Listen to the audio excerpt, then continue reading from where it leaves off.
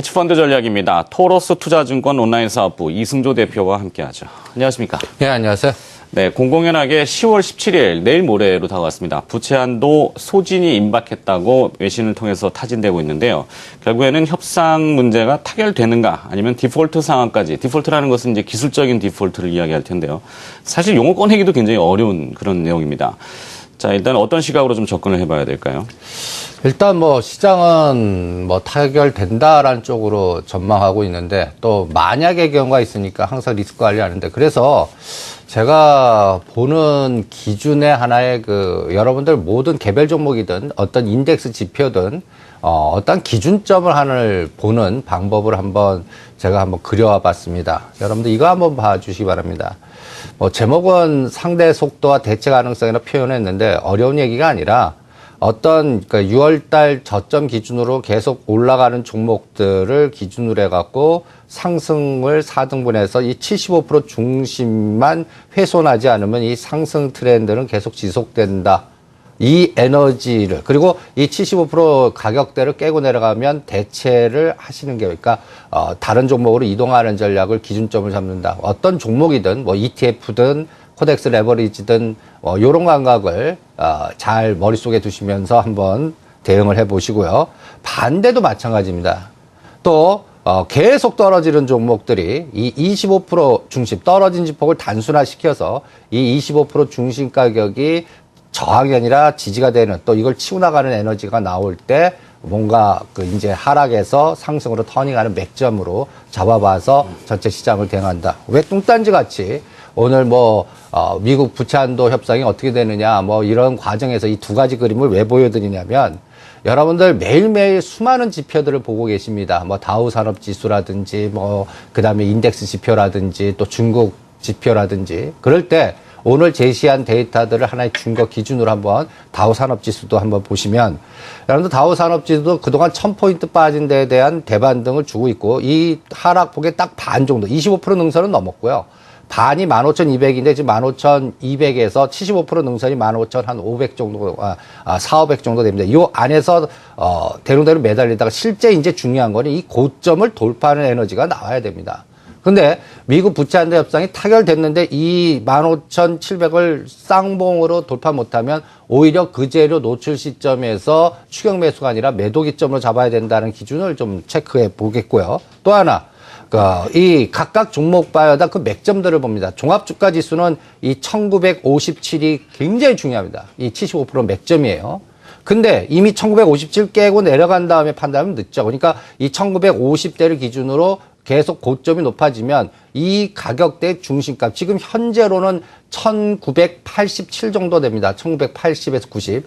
요것만 깨지 않으면 이 에너지는 종합주가 지수 에너지는 계속 상방향의 에너지가 하방향보단 강하구나. 그러면 상해 종합지수는 그 맥점이 어디냐? 2100-450입니다.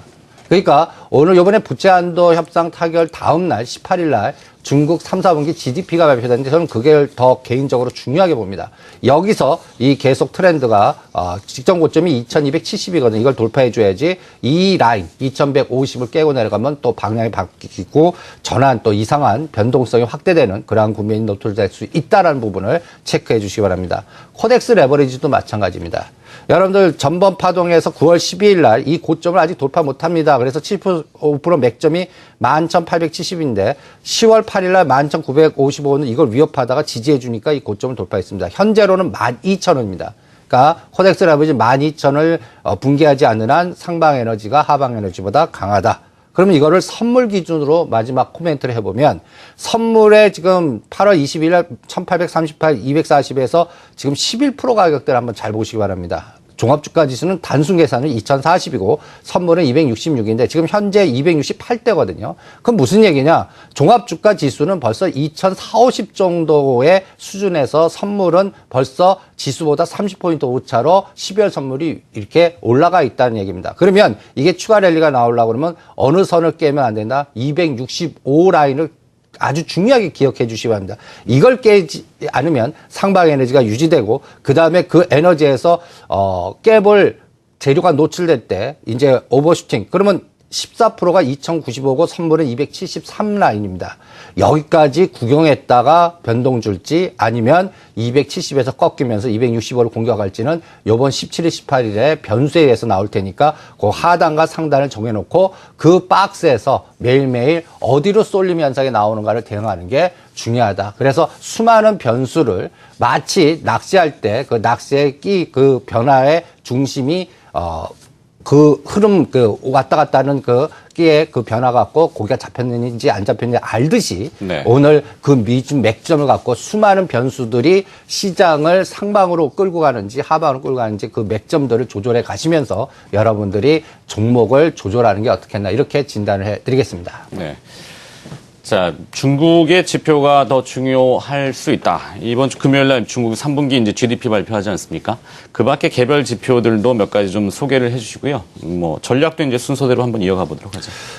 일단 3, 4분기 GDP 성장률이 저는 굉장히 중요하다. 지금 시장 컨센서스는 7.8 그 정도 나와야 됩니다. 뭐, 그동안 발표됐던 중국 그 PMI 지표들 보면 그 정도 눈높이는 나와야 되는데 이 7.5가 생명 마지노선입니다. 근데 이 데이터를 한번 봐주셔야 합니다. 2010년에서 12년도 중국 GDP 성장률에 묘하게 3, 4분기를 제가 동그라미를 그어놨습니다. 3, 4분기가 계속 저점의 형태를 보여주고 있어요. 그러니까 중국 GDP의 구조적 특성상 3, 4분기가 그렇게 좋은 형태의 그 GDP 성장률 발표한 기점이 아닙니다.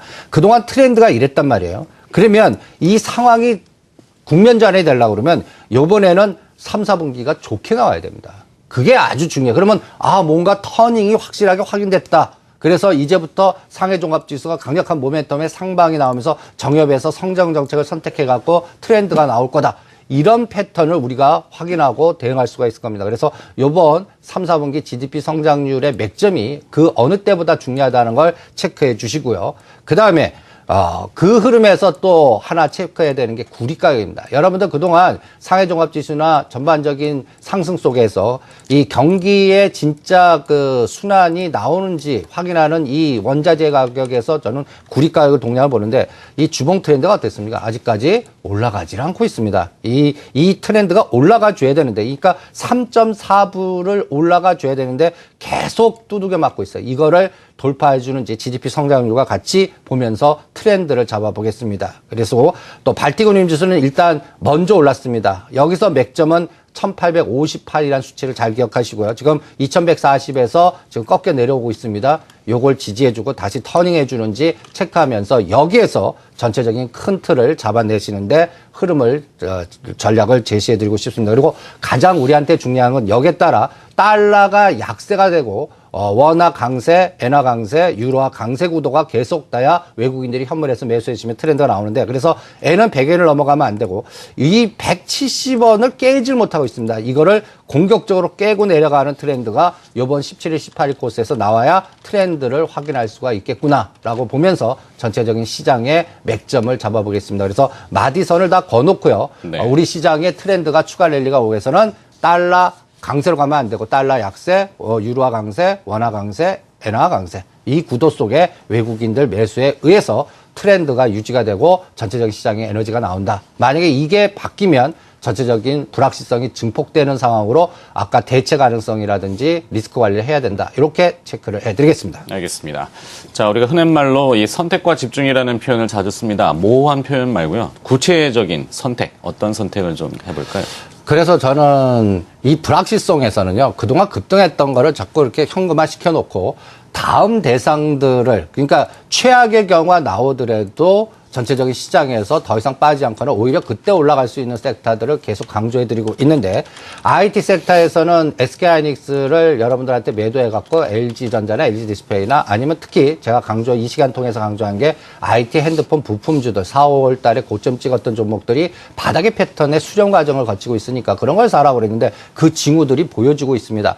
여러분들 SK하이닉스는 이제는 어떻게 보냐면 앞으로 한 2, 3개월 동안은 35,000원과 3만원의 박스에서, 뭐라 그럴까요? 3만원에 근접하거나 31,000원 샀다가 이거 바로 꺾이지 않습니다. 그러니까 요번에 34,000원에서 32,000원까지 조정하고 있는데 여기서 지그재그 파동의 목표 단가를 잣대를 짧게 하는 눌림목 매수 전략만 세워드리겠고요. 그 다음에 LG 디스플레이가 아까 배운 대로 한번 해보시기 바랍니다.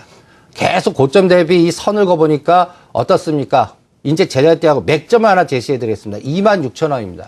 이제 26,000원이 돌파하면 이거는 하락이 멈추고 터닝한다. 이렇게 보겠습니다. 그래서 26,000원 아래에서는 모았다가 3만원 돌파할 때까지 기다리는데 그 시작점은 26,000원이다. 이렇게 제시해드리겠고요. 그 다음에 다음과 같은 패턴을 찾아라.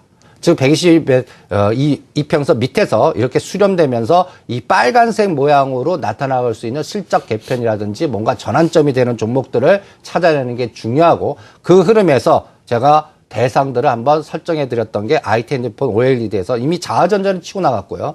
플렉스컴 텔레세미콘은 아직까지 못 올라가고 있는 종목 중에 하나고 크루셀텍, SNU는 이미 많이 올라갔고요. 그래서 이쪽 섹터가 또 하나의 그 IT 섹터의 선순위에서 물줄기고요. 그 다음에 중국 섹터에서 이제 우리가 이 시간 통해서 매일 유업을 33,000원에서 35,000원대 여러분들 그 아까 패턴을 이용해서 역발상 전략을 체크해드리는데 요새 42,000원 정도까지 왔을 겁니다. 45,000원부터 5만원까지는 비율 매도하면서 저제로 이 안에서 못 올라간 종목들이 꽤 있습니다. LG패션이나 IT진로나 이런 또 그리고 어저께 같은 경우에는 또 헬스케어 쪽 바이오 쪽에서 메디포스나 차바이오인이 치고 나가고 있는데 이런 종목들 섹터의 선순환 그리고 또 KT는 떨어지는데 어저께는 한국가스공사는 급등하고 있습니다. 요거를 또 이용하는 매매 그리고 방산주에서 삼성테크인이 6만 원을 깨기 시작합니다. 반대 에너지죠. 이런 것들을 역발상 전략으로 매수하는 요 안에서 매매 감각을 조절하시면서 사이클을 이용하는 게 어떻겠나. 그래서 요번 17일, 18일이 굉장히 중요한 맥점이고 거기에서는 부채 한도 부분보다는 이제 미국도 그 타결된 다음에 경제 지표로 이동하거나 실적 재편으로 갈 겁니다. 그리고 더 중요한 건 중국 3, 4분기 GDP 성장률이 앞으로 우리 시장의 트렌드를 주는데 가장 중요하다. 이렇게 보시면서 전체 그림을 그려주시기 바랍니다. 잘 들었습니다. 자, 해치펀드 전략이었고요. 토로스 투자증권 온라인 사업부의 이승조 대표로부터 이야기 들어봤습니다. 고맙습니다. 네, 감사합니다.